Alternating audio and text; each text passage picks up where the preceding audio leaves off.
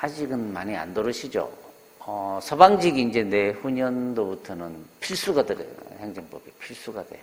그래서 아마 행정법을 꼭 해야 되는데 아직까지는 많이 준비를 안 하시는 것 같은데 아마 1월 달부터는 행정법을 공부를 시작하셔야 될 거예요. 새로 들어오시는 분들은. 자, 그거는 이제 됐고, 이제 행정법이 우리 공무원 시험에 한 벌써 몇 년 됐나? 10년 전에는 필수 과목이다가 이명박 정부 때 이게 필수가 아닌 선택 과목으로 바뀐 거예요. 이제 선택 과목으로 바뀌면서 여러분들 이제 내년 시험하고 똑같죠? 사회나 뭐 수학이나 과학이나 행정법이나 행정학이나 이 중에서 이제 두 과목을 선택을 해서 시험을 치죠. 각 직렬별로. 세무직 시험도 세법을 선택을 안 하고 뭐 수학을 선택해도 돼요. 자, 그게 내년도 시험까지고, 자, 내후년도부터는 이제 직렬별로 이제 필수 과목이 되죠. 그래서 보통 일반직을 많이 치시는데, 뭐 교육직 이런데, 자, 이런 데서는 이 행정법이 필수 과목이 되죠. 그래서 여러분들은 이제 지금 시작하는 거기 때문에 어차피 내년도에 뭐 다른 과목을 선택을 해서 공부하시는 것보다는 행정법, 행정학을 선택하셔서 공부하는 게 조금 더 유리할 겁니다. 내년을 노리신다면 사회를 내가 특별히 잘한다, 수학을 특별히 잘한다 그런 분들이 있으면 뭐 그걸 선택하셔갖고 내년까지는 한번 노려보고 혹시 안 되면 그 다음에는 이제 행정학이나 이런 걸 다른 과목을 집어넣어서 공부를 해야 되겠죠. 그거는 이제 각자가 뭐 잘 모르겠으면 학원에 원장님하고 상담을 하시면 그런 것들은 다 알려드릴 겁니다. 자, 그래서 이제 행정법이 이제 필수 과목이 되기 때문에 이제 내후년도부터는 이제 반드시 공부를 해야 되는 과목이고, 아직까지 내년은 이제 선택 과목이에요. 필수 과목이야 뭐 다 똑같으니까 별 차이가 없고, 이제 선택 과목일 때 우리 행정법을 선택하게 됐을 때 어떤 이제 장점과 단점이 있느냐, 그죠? 장점은 일단 이제 필요한 과목이에요. 여러분들 공무원 생활을 하는 데 있어서. 조금 이따 이제 얘기를 하겠지만 행정법이 어떤 과목인지 그 얘기를 들어보면 더 이제 정확하게 알게 될 건데, 행정법은 공무원이 반드시 알아야 될 지식이에요. 전문 지식이에요. 따라서 미리 시험 공부를 하면서 공무원이 됐을 때 알아야 될 그 지식을 미리 갖춘다고 생각을 하셔야 되는 거죠. 어차피 공무원이 돼서 배워야 되는 걸 지금 미리 배우고 들어가는 거야. 이걸 잘 알면 유능한 공무원이 되는 거예요. 아주 일 잘하는 공무원이 될 수가 있는 거예요. 그걸 가르쳐주는 게 행정법이다. 그러니까 선택은 필요한 과목을 선택하게 됐으니까 이제 그런 측면에서는 미리 준비하는 거니까 훨씬 다른 과목에 비해서, 뭐 수학이나 이런 건 솔직히 공무원 돼서 필요 없잖아요. 계산기 다 두드리고. 공무원이 돼서 뭐 미적분 할 일이 없거든요. 그래서 행정법은 이제 반드시 필요한 과목이니까 수험 생활이라고 생각을 하지 말고 내가 공무원으로서 갖추어야 될 지식을 알아둬야 된다고 생각을 하시고 공부를 하시란 말이야. 자, 그렇게 공부를 하다 보면 단순한 암기가 아니라 조금 이해를 하려고도 노력을 하고요. 재미도 붙게 돼요. 이제 과목이란 건 재미가 붙어야 성적이 빨리 오릅니다. 관심도 가고, 뭐 다른 과목도 여러분이 해봤겠지만 그렇게 생각을 하시고 필요한 과목이라고 생각을 하시고 애착을 가지셔야 돼요. 내가 반드시 알아야 될 과목이라고 생각을 하시고, 그 다음에는 이제 수험적으로는 일단 장점은 한 번 완성된 지식은 잘 내려가지를 않아요. 딱 어느 정도 정해져 있어, 나오는 게. 그 지식까지 가는 과정만 버텨내면 그 다음부터는 다른 사회나 이런 과목에 비해서 훨씬 쉬워요.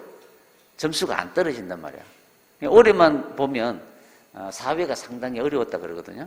근데 행정법도 물론 조금 어렵겠지만 지방직 같은 경우는 그래도 들쑥날쑥하지가 않아요. 점수 차이가. 근데 이제 사회는 쉬울 때는 막 거의 뭐 100점 나오다가 조금 어려우면 90점, 80점 이렇게도 떨어진단 말이에요. 왜냐하면 이 바운더리가 딱 시험 범위가 딱 정해진 게 아니에요. 약간씩은 다르단 말이에요. 출제하는 교수님에 따라. 자, 그러다 보니까 시험 마지막까지 조금 불안하다 그럴까? 사회나 다른 과목은. 그래서 뭐 행정법은 이 책만 죽으라고 공부를 하면 기출문제 풀고 그러면 다른 애들보다 더 많은 점수를 당연히 받을 수가 있기 때문에 이 책만 열심히 하시면 돼요. 기출문제 나중에 풀어보시고. 자, 그러니까 이제 장점은 그런 거고, 단점은 사회는 이미 우리가 이제 고등학교 때, 뭐 중고등학교 때 이미 익숙한 용어들이 다 나오죠. 그래서 조금 들어봤던 거야. 따라서 금방 성적이 오릅니다. 한 2달 듣고 그 다음 달에 한 번만 더 들으면 한 60점 이상은 금방 넘어가요. 근데 행정법은 여러분들 뭐 제가 잘 가르친다고 얘기를 하겠지만 2달 들어가지고는 40점 넘기가 힘들어. 모의고사를 쳐보면. 왜? 이게 빨리 지식이 확 내게 되는 게 아니란 말이야. 그래서 이제 그 다음 달 2달 들으면 그때 이제 한 50점 쫙 넘어가려고 해요. 그 다음에 한 번 더 듣거나 여러분들이 복습을 하시고 그때 이제 돼가면 이제 한 60, 70점 돼요. 그 다음에 이제 자기 복습도 기출문제 막 풀다 보면 그 다음부터는 이제 70점부터 90점까지는 확 오릅니다. 그 다음부터는 잘 안 떨어져요. 그러니까 적어도 한 4개월에서 6개월은 필요하다. 빠른 사람은 4개월, 조금 느린 사람은 6개월. 그래야 한 80점 넘는 수준, 그 수준까지 올라가거든요. 그게 이제 이 행정법의 단점입니다. 법학이고 이 체계가 앞뒤가 이렇게 연결이 되어 있기 때문에 뒷부분을 모르고는 앞부분이 이해가 잘 안 가는 게 있고요. 앞부분을 모르면 뒷부분이 또 이해가 안 가는 것들이 있다고. 이 맞물려 있거든요. 그러니까 이걸 완성을 하기가 한 번 쭈르륵 들어가지고는 이게 완성이 안 된단 말이야. 그러니까 제가 최대한 앞에 강의를 할 때 뒷부분 여기도 설명을 하지만 한계가 있어요. 이게. 그래서 한 2번 정도는 제 생각에는 수업을 듣는 게 좋아요. 한 2순환 정도는. 그게 안 되면 뭐 동영상으로도 보충을 하시든지. 그래서 자기 혼자 할 수 있는 과목은 100% 아닙니다. 이 행정법은. 반드시 강사의 도움이 필요한 과목이에요. 설명을 들어야 이해가 돼요. 처음에 공부하면 독일어 같죠. 뭐 우리나라 말이 맞나 할 정도로 이상한 용어들이 계속 튀어나오니까요. 근데 한편으로는 약간 수학 공식같이 딱 어느 정도 이론이 잘 정리가 되어 있습니다. 그 책에만 좀 익히면 암기를 안 해도 되는 것들이 상당히 많아요. 그냥 감으로 풀리는 것들도 엄청 많아. 그러니까 그 체계를 익히는 거예요. 그래서 제가 이제 행정법 강의를 해보면 이과생들보다 문과생들이 잘해요. 문과생들보다 이과생들이 잘해요. 이 법학은. 왜냐하면 약간 공식적인 게 있거든요. 그래서 그걸 치밀하게 좀 이렇게 분석을 하려고 하고, 이론을 정리하려고 하고, 체계화하려고 하고. 자, 요런 걸, 요건 왜 이렇지? 그 다음 단계는 뭐지? 이렇게 공부하는 수험생들이 훨씬 빨리 정복을 합니다. 근데 이제 뭐 경영학과나 이제 뭐 사회학과 이렇게 나온 사람들은 좀 두리뭉실하잖아요. 정치한 이론이 있는 과목이 아니기 때문에 크게 큼지막하게 이론을 설명할 줄은 알지만 깊게 세부적으로 들어가면 좀 약한 놈들이 이제 이 문과 말만 잘하는 애들이죠. 근데 법학은 조금 다르거든요. 그래서 이제 이과생들한테 조금 더 유리한 과목이다. 자, 하지만 이제 문과생들이라 하더라도 그 과목의 특성이 그렇다 보니까 약간은 공식같이 하나씩 이렇게 외워가고 체계화 시켜 나가야 돼. 그 작업은 제가 해주죠. 암기도 시켜줍니다. 방법까지 가르쳐주고. 근데 잘 안 외워질 수도 있는 거죠. 그러면 이제 여러분들이 노력으로 반복을 하셔갖고 외우셔야 돼요. 자, 뭐 1순환 처음 들으시는 분들은 최대한 어떻게든 이해를 해보려고 노력을 해야 돼요. 어떤 말이 나왔을 때, 이게 이런 거구나. 이게 왜 필요한 거구나. 그래야 그 다음에 들었을 때 훨씬 더 암기가 쉽게 되니까 일단 이해를 해보려고 하고, 이해가 안 되는 건 외우는 거예요. 제가 최대한 이해를 시키려고 강의를 하다가 이 부분은 여러분들이 도저히 이해하기 쉽지 않을 거다라는 것들은 뭐 간략하게 외우는 방법을 가르쳐줘요. 그 외워가지고 풀면 됩니다. 그래서 강사를 따라가시면 돼요. 지금은 떠먹어주는 시대야. 옛날에 고시 공부는, 공무원 시험은 자기가 알아서 해야 되는 게 많았어요. 자기가 정리하고 오답 노트 만들고 그 다음에 뭐 메모지에다가 요약하고. 근데 지금은 어때요? 이 책에 모든 걸 다 넣어놨어. 기출 OX도 연습하는 것도 다 있고 빈칸 채우는 것도 다 있고 간략하게 체계화도 다 시켜줘. 거기다가 강사까지 밑줄까지 꺼줘요. 거기다가 이거는 A급, 이거는 반드시 외워야 된다, 이거는 잘 안 나온다, 이거까지 다 알려줘. 그 얘기해주는 걸 그대로 여러분들이 습득만 하면 되는 거야. 눅진하게 앉아서 계속 반복하시면서. 그러니까 이제는 성실한 사람은 무조건 합격하게 돼 있어. 옛날에는 똑똑한 사람이 합격을 했어요. 자기가 잘 막 정리도 잘하고 나오는 걸 캐치를 해서 준비를 해두고. 근데 지금은 그런 시대가 아니란 말이야. 고등학교 때 아무리 공부를 못했더라도 공무원 시험은 합격할 수 있어요. 왜? 완전히 새로 시작한다고 생각을 하시고 기초부터 차근차근 교수님 가기를 따라가시면 돼. 문제 풀 때 시간 되면 문제 풀고 그렇게 하시면 누구나 합격할 수 있는 게 또한 공무원 시험이니까 너무 쫄지 말고요. 자, 행정법의 이제 장단점은 이제 대충 공부를 하다 보면 이제 알게 될 거고요. 이제는 선택을 하셨기 때문에 여러분들은 빼박이죠. 다른 방법이 없어요. 그냥 이 과목 가지고 가시는 거야. 한 다음 주까지는 공부를 해보면 와, 이게 뭔 얘기지? 내가 이걸 과연 해낼 수 있을까? 이런 생각이 들 수도 있어요. 그래서 서점이나 가서 사회책을 한번 뒤져보면 야, 이건 충분히 공부할 수 있을 것 같은데 라는 생각이 들 수도 있어. 하지만 그걸 바꾸는 건 바보 같은 짓이고 어차피 넘어가야 될 산이라고 생각을 하시고 차근차근 공부해 나가시면 반드시 정복할 수 있습니다. 그렇게 어렵지는 않아요. 자, 그럼 이제 과목에 대해서 이제 일단 간단하게 얘기를 했고요. 이제 상담을 하실 때 많이 들었겠지만 우리 공무원 시험은 국어, 영어, 한국사, 그 다음에 이제 선택 과목이죠. 이제 내년부터는 아마 행정학, 행정법을 가장 많이 선택을 하실 거고, 다른 직렬은 이제 다른 또 선택 과목이 있겠죠. 여기에 이제 수학이나 사회나 과학 이런 게 있긴 있는데, 요거는 이제 각자 자신이 있으니까 아마 선택을 하셨을 거예요. 그러면 밀고 나가시면 됩니다. 내년 시험에 합격을 위해서는. 그 다음에 이제 요 5과목이 이제 시험 과목인데, 내년까지는 이 3가지를 잘하지 않고는 합격은 불가능해요. 이거 아무리 잘해도. 이거는 이제 표준 점수로 이제 점수 조정이 되기 때문에 이 3과목을 무조건 잘 봐야 돼. 남들보다. 그래야 합격을 할 수 있는 거예요. 근데 내후년부터는 이게 전략 과목이 될 수도 있어요. 왜? 필수가 되니까. 내가 경쟁자들은 이 5과목을 다 공부하는 거니까. 그래서 이거 잘 치고 요거 혹시 조금 못 치더라도 합격이 가능할 수가 있단 말이에요. 근데 내년은 이게 다 비슷해요. 이 과목이 다. 이것 때문에 당락이 결정되지 않는단 말이에요. 물론 아예 포기해버리면 안 되겠지만. 그래서 이 3과목이 일단은 제일 중요합니다. 내후년도 이 3과목이 제일 중요하다고 봐요. 왜? 이거는 하면 어느 정도 비슷하게 나와. 근데 이 3과목은 해도 안 되는 것들이 있죠. 특히 이놈 보죠. 이놈. 이런 것들은 조금 자기하고 안 맞는 과목이라도 강사분들 따라가시면 충분히 정복이 가능합니다. 근데 이거는 강사들만 따라가고는 안 돼. 자기가 해야 돼. 이거 못하고는 합격은 불가능합니다. 그래서 지금 여러분들 중에 영어가 좀 두려운 분들이 있을 거예요. 신기하게 영어가 두려운 분들이 영어 공부를 안 해. 시험 칠 때까지 40점, 50점 나오면서도 영어를 안 해. 계속 미뤄도. 그리고 딴 과목 막 열심히 합니다. 합격은 불가능한 거예요. 그리고는 발표 났는데 영어가 40점, 35점 이런 애들도 있어요. 공무원 치는 사람들.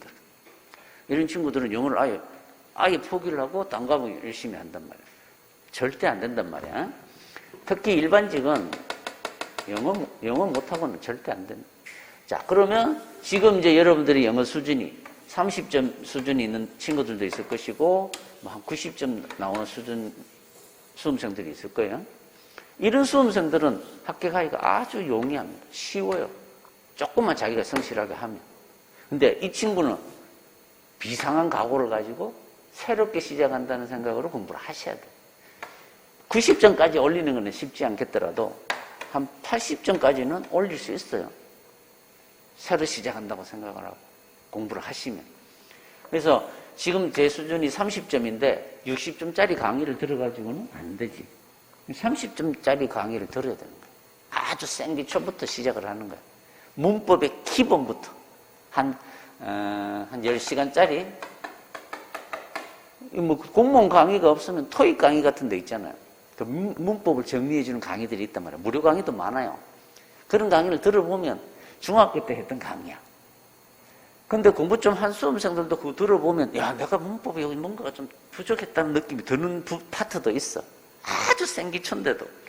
이런 거는 어느 정도 들어보면 자기가 아는 것들이 나온단 말이야.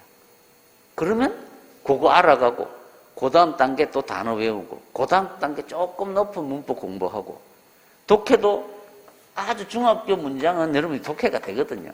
요거에다가 조금 보태갖고 또 독해 강의를 하고, 이렇게 되면 재미가 붙기 시작한다고, 영어도. 근데 바로 이 정도밖에 수준이 안 되는데, 기출문제 영어 독해를 하면 이게 되냐, 이거죠. 문제만 잔뜩 푼다고 해서 영어가 완성되는 건 아니라는 거예요. 좀 오늘 영어 시간이 아닌데 지금 영어 강의 얘기를 하는데, 자, 그래서 자기한테 맞는 수준의 강의를 차근차근, 이거 누구도 몰라요. 자기만 아는 거야. 그 수준을. 물론 영어 선생님한테 가서 상담을 하세요. 최대현 선생님이나 박선호 선생님한테 가가지고 제가 어느 정도 영어 수준인지 지금 감이 안 온다. 그러면 간단한 테스트라도 좀 해줄 수 없냐, 내 수준이. 뭐 어떻게 공부를 하면 되는 건지. 그래갖고 영어 뭐 투부정사나 동명사나 이런 거 구별할 줄 아는지 몇 가지만 딱 물어보면, 야, 얘가 아직 문법의 기초가 기본이 안 돼 있다라는 걸 금방 안단 말이야. 그러면 당신은 이런 공부를 해야 된다라고 알려주실 거란 말이야. 그럼 거기에 맞게 자기가 또 공부를 하고 그렇게 해 나가셔라 이거죠. 자, 그거는 그렇게 하시고, 이 세 과목은 그래서 알아서 여러분들이 최고의 수준이 될 수 있게 차근차근 준비를 해가지고 시험 칠 때쯤 되면 적어도 90점 이상은 쉽게 넘어갈 수 있는 수준으로 공부를 해두시면, 그러면 합격할 수 있는 거예요. 자, 뭐 다른 과목은 다 똑같고, 자, 그렇게 이제 일반적으로 이게 이제 옛날에 뭐 수능 같은 국영수 같은 거죠. 이게 메인 과목이에요. 이걸 잘 보셔야 돼. 그 다음에 이제 공부 방법인데, 각 과목의 공부 방법이 다 다르지만, 이제 책을 읽거나 뭐 같은 거 할 때 여러분들은 이제 수험생 입장보다는 어떻게 생각하냐면, 약간 가르치는 사람, 그렇죠? 내가 누군가한테 가르쳐 줘야 된다. 이렇게 마음을 먹고 공부를 하시라. 그러니까 문장 하나를 읽을 때도 내가 그냥 수험생이라고 외워야지라고 생각할 게 아니라, 내가 요걸 지금 알아놔야 조금 있다 내 동생이나 친구가 나한테 질문을 했을 때 내가 요걸 가르쳐 줘야 된단 말이야. 그렇게 가르쳐 줘야 된다면 내가 어떻게 해요? 내가 가르쳐 줄 수 있을 정도로 이 부분을 알아야 가르쳐 줄 거 아니에요. 그렇게 마음을 먹고 집중을 해서 들으란 말이에요. 그렇게 되면 자세가 달라져요. 받아들이는 자세가. 그리고 암기하는 그 정도도 다릅니다. 이 마음가짐에 따라. 그러니까 그냥, 아이씨, 귀찮은 거 이걸 어떻게 외우지? 이렇게 생각하지 말고, 요걸 적어도 내가, 요거는 핵심은 알아야 내가 누군가한테 가르쳐 줄 수 있다.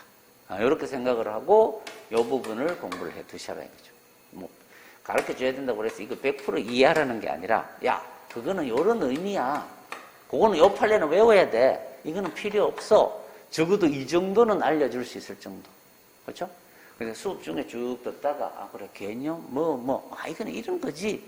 그 정도는 내가 알려줄 수 있을 정도로는 알아야 되니까 집중을 하게 된다는 거예요. 그렇게 한번 해보세요, 공부를. 이거는 행정법만 그런 게 아니에요. 다른 과목이 다 그래요. 영어 단어도 마찬가지예요. 내가 외워야 이 친구한테 알려줄 거 아니야. 이렇게 마음 먹었을 때는 이게 외우는 게 달라집니다. 그리고 뭐 한국사도 마찬가지고요. 내가 뭐 누군가에 대해서 공부를 지금 하고 있는데 이걸 누군가한테 내가 알려줘야 된다고 생각을 하면 더 집중할 수밖에 없는 거예요. 그렇죠? 그렇게 생각을 하시고 공부를 하시자. 그렇죠? 됐습니다. 이런 얘기들은 이제 공부하는 과정에서 제가 한 번씩 또 설명을 드릴 테니까요. 그 다음에 이제 행정법으로 왔어요. 자, 행정법은 법이죠, 법. 법. 우리가 보통 이제 지금은 사법시험이 없어지고 변호사 시험을 쳐서 이제 변호사가 되거나 검사나 판사가 되는데, 이제 속칭 말하는 법조인이죠. 법을 가지고 먹고 사는 사람. 그 법조인이 되기 위해서는 법을 알아야 되는데, 그 사람들은 어떤 시험을 치냐면, 헌법을 시험을 치고요. 민법 치고, 형법을 쳐요. 이거 이제 3법이라 그러는 거예요. 헌법, 민법.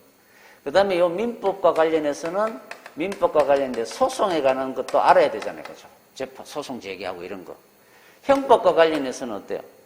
검사가 기소를 하고 어떻게 재판을 받아서 유죄 판결을 받는지, 무죄 판결을 받는지, 그런 재판하는 과정도 알아야 되겠죠. 수사하는 과정.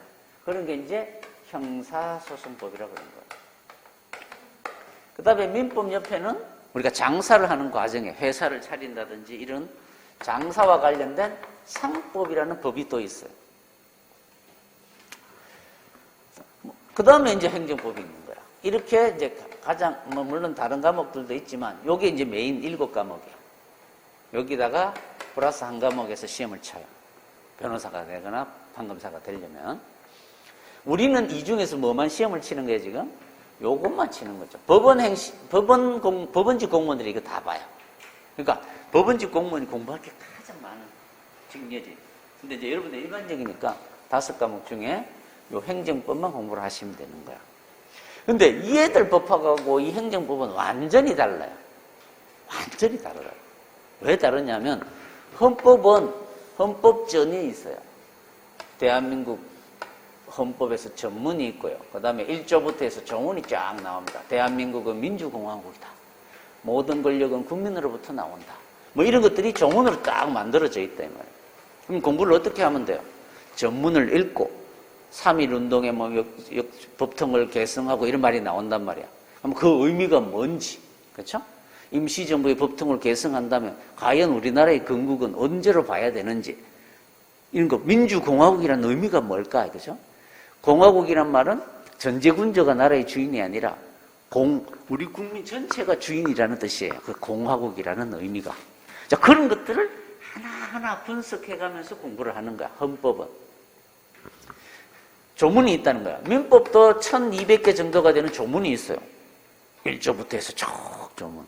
그래서 그 조문을 역시 하나하나 분석해서 공부를 합니다. 상법은 한 400~500개가 되는 조문이 있어요. 그 조문을 공부를 하는 거예요.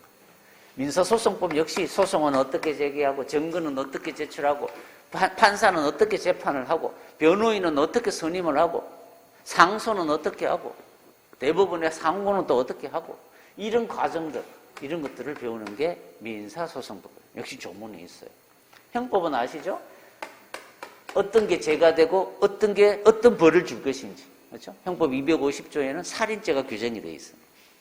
사람을 살해한 자는 사형, 무기징역 또는 5년 이상의 징역에 처한다. 딱 한 줄이 딱 적혀져 있다 이 말이에요. 이 한 줄을 가지고 형법은 한 5~6페이지를 공부를 하는 거야. 사람이란 건 어떤 의미가 있는 건지, 살해라는 건 어떤 건지, 이런 것들을 잔뜩 공부합니다. 이런 게 형법. 명예훼손죄라든지 강제추행죄라든지 명예훼손죄라든지 이런 것들은 어떻게 죄가 되는 건지를 공부를 하게 되는 거예요.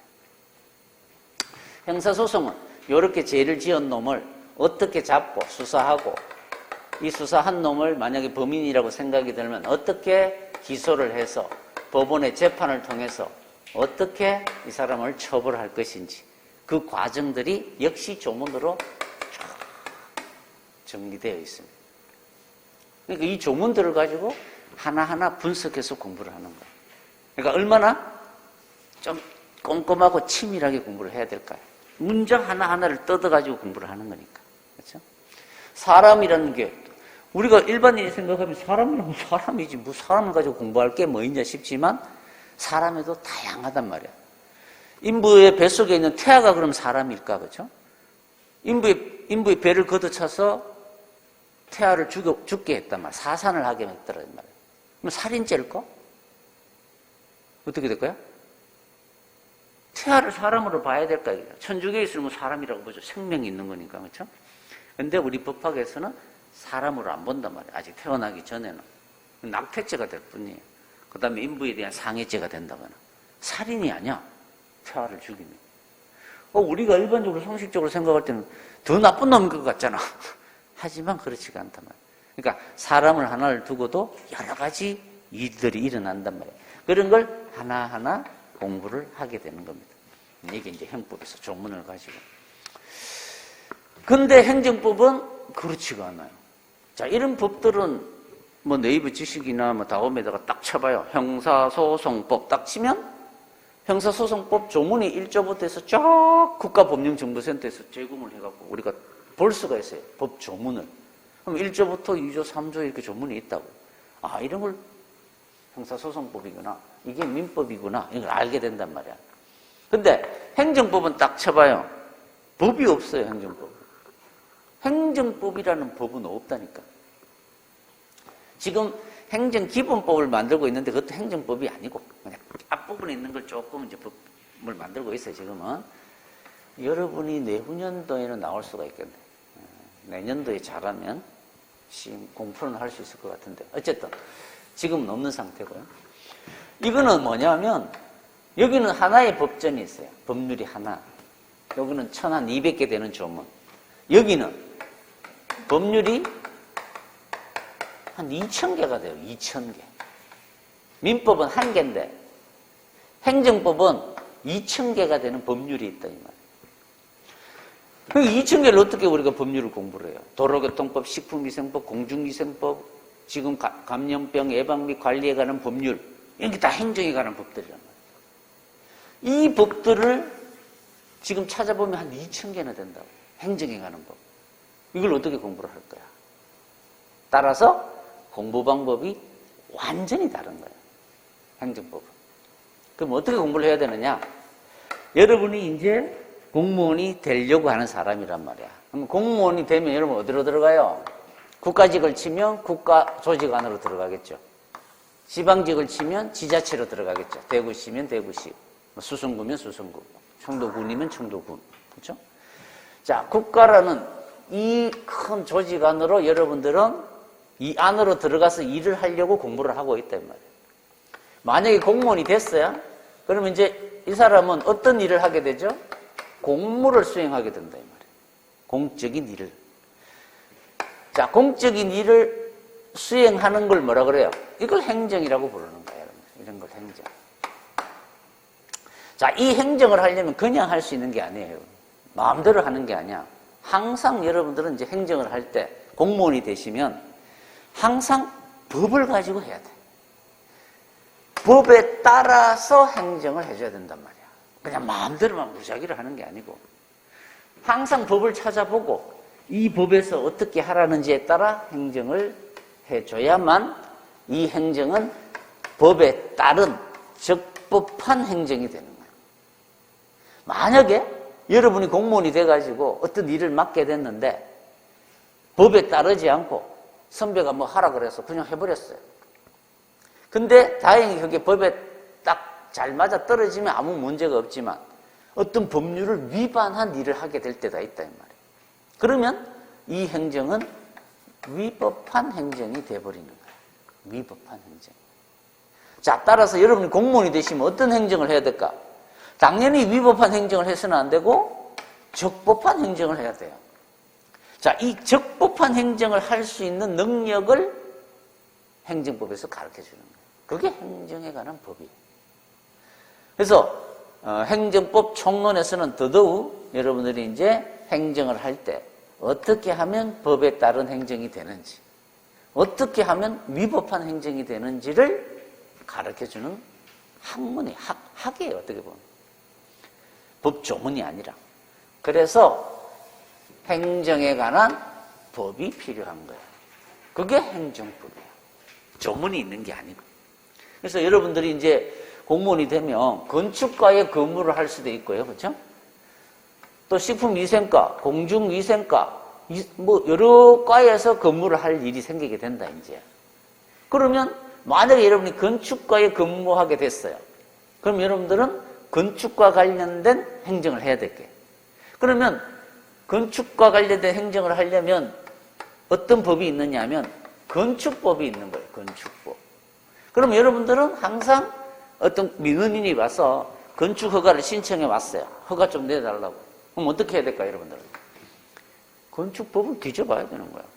자, 법에는 이런 경우에는 허가를 내주면 안 된다고 되어 있더라 이 말이야. 그럼 허가를 내주면 안 되지. 허가 신청이 들어왔어. 그러면 건축 불허가 처분을 때려야 되는 거야. 요건을 못 갖췄다면, 이 사람이 이 요건을 못 갖췄다면, 이런 요건을 못 갖췄는데 친구야, 내가 잘 아는, 그래서 보지도 안 하고 그냥 허가를 내줘 버렸어요. 그러면 이 건축 허가는 뭐예요? 위법한 허가가 된다. 위법한. 이렇게 해야 되는데 이렇게 했단 말이에요. 이러면 이런 행정을 하면 안 돼, 여러분들. 따라서 그러면 이걸 불허가를 해야 될지 허가를 해야 될지를 여러분들이 이 법을 보고 해석을 해서 아, 이런 의미구나, 이렇게 해야 되겠구나라는 걸 알아야 될 거 아니에요. 그 방법을 가르쳐 준다니까, 우리 행정법에서. 그래서 여러분들이 어떤 일을 할 때 이제 이 법을 어떻게 읽고 이 법을 어떻게 적용하면 되는지 이제 그 이론을 여러분들한테 가르쳐 줍니다. 따라서 이 행정법을 배우게 되면 여러분이 이제 공무원이 되셔가지고 어떤 과에서 근무를 하든, 식품위생과에서 근무를 하면 이제 식품위생법이 있겠죠. 이 법을 가르쳐 주진 않아요, 제가. 하지만 여러분이 공무원이 돼서 어떤 법과 관련된 일을 하게 되든 이 법을 해석을 해서 적용할 수 있는 그 스킬을 가르쳐 준단 말이에요. 그걸 배우게 되면 여러분들은 어떤 일을 맡게 되든 적법한 행정을 할 수 있게 되는 거예요. 그렇죠? 이걸 안 배우고 여러분이 공무원이 됐어요. 그럼 이제 선배가 야, 그런 것들 허가 내줘 그냥. 그래서 허가를 내줬어. 이게 연탄공장 허가야. 그랬더니 뭐예요? 이 인근 주민들이 난리가 났어요. 아니, 이런 주거지역에다가 무슨 연탄공장 허가냐 이 말이야. 구청이 앞에 와서 막 데모하고 난리 나요. 구청장 나오라 그러고. 자, 이런 일이 벌어지면 구청장이 부르겠죠. 도대체 무슨 일이냐? 제가 담당 공무원인데 건축 허가를 내줬더니 주민들이 이렇게 난리를 칩니다. 그 건축 허가 제대로 내준 거 맞아? 이렇게 얘기를 한단 말이에요. 다시 한번 검토해봐. 근데 진짜 법을 가지고 검토를 해봤더니 내주면 안 되는 거였단 말이에요. 그러면 위법한 건축 허가죠. 그럼 이 사람도 어떻게 해요? 이 건축 허가 처분을 구청장이 이걸 취소해주면 되는데 취소를 안 해주면 이 사람들이 소송을 제기합니다. 요새는 바로 이거는 위법한 건축 허가니까 취소해달라고. 그러면 재판이 열리죠. 그러면 판사가 판단해봐서 취소한다 이렇게 재판을 해준단 말이야. 그러면 이 건축 허가가 날아가 버려요. 그러면 주민들은 이기는 거죠.